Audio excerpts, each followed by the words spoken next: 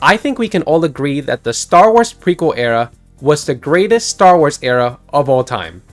Now hold on, before you perform Order 66 on me, let me explain. Now I can't really relate to the original trilogy's hype marketing because unfortunately, well, I was still in my father's testicles. But I can speak about the prequel trilogy, which is what I grew up on. I mean, we had cereal boxes, toys, video games, and of course the movies. Now while the originals had the Legends book and of course also video games, the prequels created a new generation of Star Wars fans, and with the original Star Wars fans combined it and made the franchise even bigger than what it originally was. But before we dive any deeper, let's take a look back for a second. It all began on November 1st of 1994 when George Lucas decided to go ahead and begin writing The Phantom Menace, which started the beginning of a brand new trilogy. It was a story focused basically on young Anakin Skywalker and seeing him rise and ultimately fall in becoming Darth Vader. Now George has had these ideas to dive deep into characters that we saw in the original trilogy beforehand. You see, the thing is, he stated before that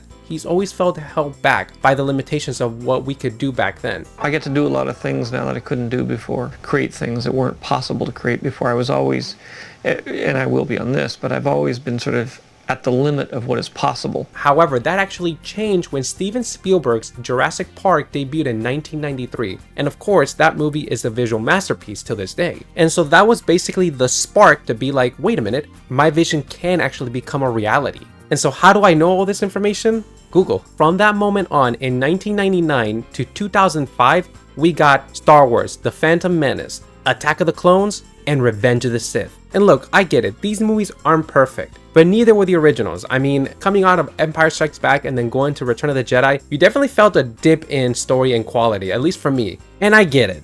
The Phantom Menace drags in some areas. And for a lot of people, Jar Jar wasn't for everybody, but I'll be fully honest, I never hated Jar Jar. I've always liked him. He never really bothered me, and look how far he's like grown in the Star Wars community. These are going to hurt you, sir. Darth Jar Jar? And Attack of the Clone had some really good moments. We basically got to see the creation of the army that the Empire were using in a way, and I always found that very fascinating. And we got introductions of little Boba Fett and his father Jango Fett, who have become a fan favorite also.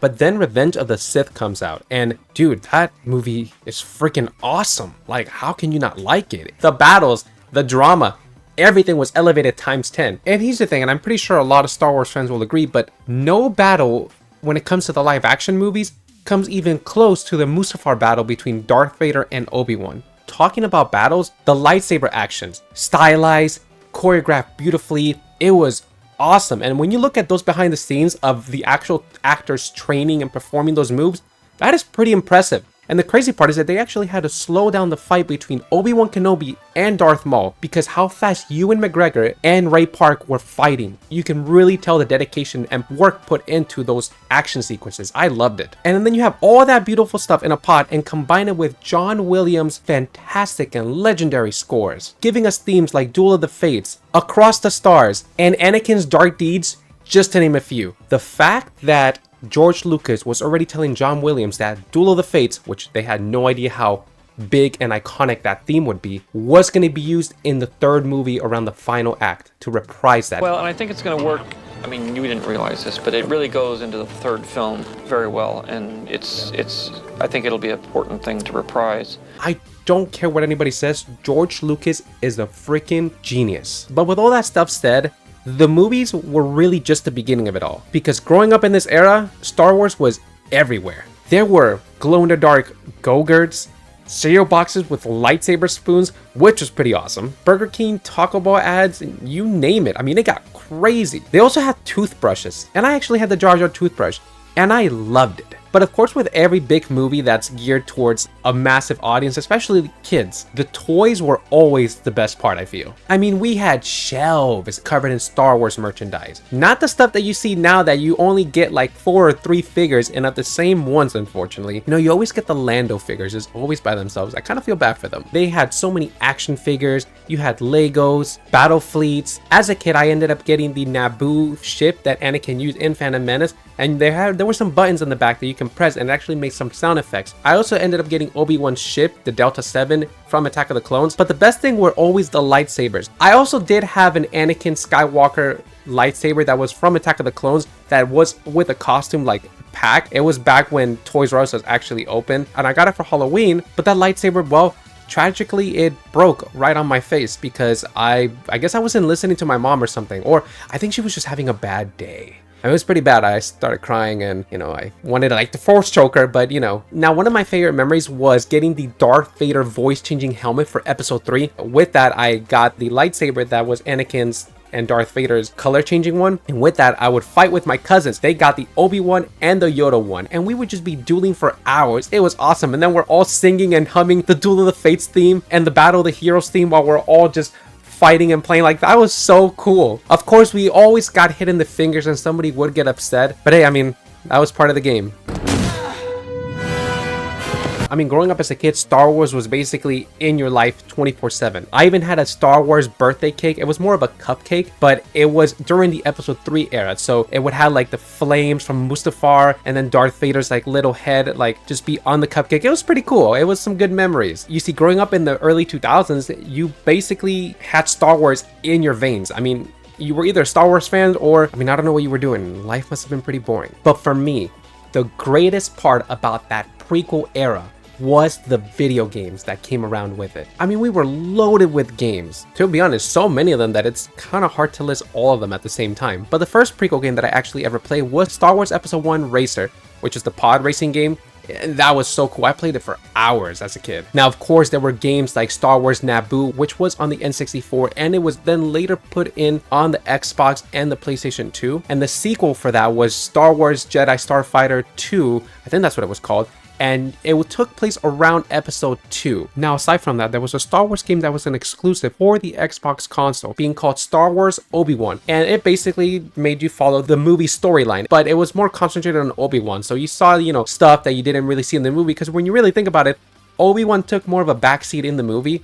So it's kind of like these were his adventures that he was doing. A lot of people didn't really like it. It was a pretty punishing game, I would say. And the lightsaber duel was not that bad. It was mostly on the stick, so it was a little weird to control, but it wasn't bad. And the final battle with Darth Maul was pretty cool. They're playing Duel of the Fates, so I mean, it was enjoyable. Now, out of the ones that I played, one of them actually stood out to me quite a lot, and that was actually Star Wars Republic Commando. How awesome is that game? That the fact that you take control of some elite clone troopers, and it was a very serious tone game. It had some really cool mechanics that you can command the clone troopers around you to like do certain things. The gunplay was pretty cool, and I'm surprised that we never actually got a sequel to that game.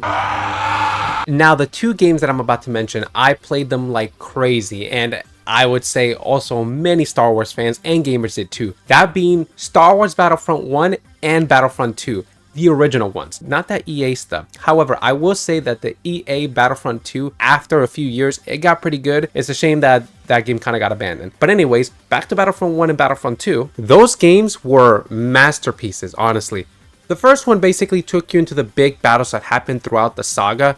Not really a big story narrative. However, the second game, it was very heavily influenced on the prequels and actually had you play as the 501st Troopers into seeing the rise of the Empire. It's a shame that the Battlefront 3 game that we were gonna get, that you can see that it was pretty close to finishing, got canceled because the pandemic studios, well, they shut down, unfortunately, and so they had to can the game. It was pretty unfortunate because I feel that game would have been amazing and it would have surpassed what we had in Battlefront 2. Aside from all the cool stuff that we got, we ended up getting the first ever Lego Star Wars game on the Xbox, PlayStation 2, and the Nintendo GameCube. And it was so awesome, so much replayability. It basically retold the story of the 3 movies in a more comedic, lighthearted tone. However, the game released back in March 29 of 2005, and then Star Wars Episode 3, Revenge of the Sith, the movie, it actually hit theaters in May 19th of 2005, nearly 2 months before the movie came out. And the crazy part is, if you play that Lego game, it basically spoiled the entirety of the movie. And aside from the Lego Star Wars game, the Revenge of the Sith movie tie-in game that released 2 weeks before the movie, and it actually showed you, for cutscenes in the game, clips of the movie. So you basically again saw the movie before it even launched in theaters. I mean, we knew that he was eventually going to turn to the dark side. I mean, that was the biggest thing. We knew that in the promotional stuff, they showed that. I will say though, that game did have a really cool add-on, which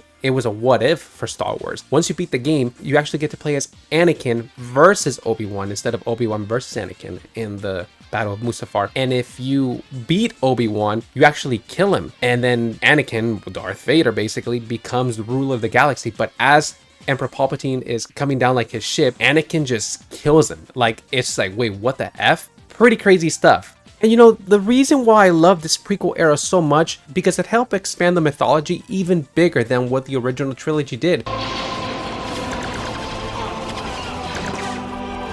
Video games played a big part of that. We got the Knights of the Old Republic games, which for a lot of Star Wars fans and gamers would say that is the greatest Star Wars games of all time. Aside from that, we also got TV shows like the Clone Wars, the original one that aired back in Cartoon Network, and then the Dave Filoni one that also aired in Cartoon Network, and then on Disney Plus, which for a lot of people, it is the greatest Star Wars show of all time. It was pretty cool. It also gave birth to one of my favorite games for the Star Wars franchise that unfortunately it never really finished, the Force Unleashed games. The first one took place around the prequel era after episode 3, and it was pretty awesome at the time. And then the second game, while it was pretty divisive, I thought it was pretty fun and enjoyable. It's a shame that the third one never really came to pass. Of course, with all those incredible memories, I would say that my favorite memory in that era was when I first saw episode 1 and 2, and we had them on VHS. You know, the VHS had like behind the scenes features, and they would talk about like stuff that Anakin would be, I guess, turning into the dark side. I didn't know that, again, like I've mentioned. And so I talked to my dad about it. I was like, what do they mean about this? And my dad gave me like the biggest surprise ever. He said, you know there's more movies, right? So he actually took me to Blockbuster, and there it was. All 3 original movies. Star Wars, Empire Strikes Back, and Return of the Jedi. And when I watched it, it blew my mind. See, I love the prequels a lot. I really do. But I will not lie. The originals have a certain magic that I can see why they're a lot of people's favorites. I love Star Wars in general, but seeing just Empire Strikes Back especially, just the whole reveal of Darth Vader telling Luke that he's his father, and just the lightsaber battle and the battle in Hoth, gosh, I love that movie. I did enjoy Return of the Jedi, and I did rewatch that final battle scene when Luke is just says never, and he just starts wailing on Darth Vader and just beats him. Love that scene a lot. You know, I wonder, what was your guys' like favorite memory of Star Wars? Because what impacted you the most? Like, what was your first exposure to Star Wars, and how was it? Your favorite movie, what is that? Please comment down below. Now, I get it, these prequel movies weren't perfect, but they created one of the biggest, if not the biggest, Star Wars era ever. Because for a lot of us, it was literally our first introduction. That combination of the games, the toys, the movies, all those memories is what made Star Wars feel so special. And if you guys enjoy videos like this where we take a look back at certain eras of movies and games and just pop culture in general, go ahead and explore the channel. And once again, thank you guys so much for watching, and like how they say in Star Wars, may the Force be with you.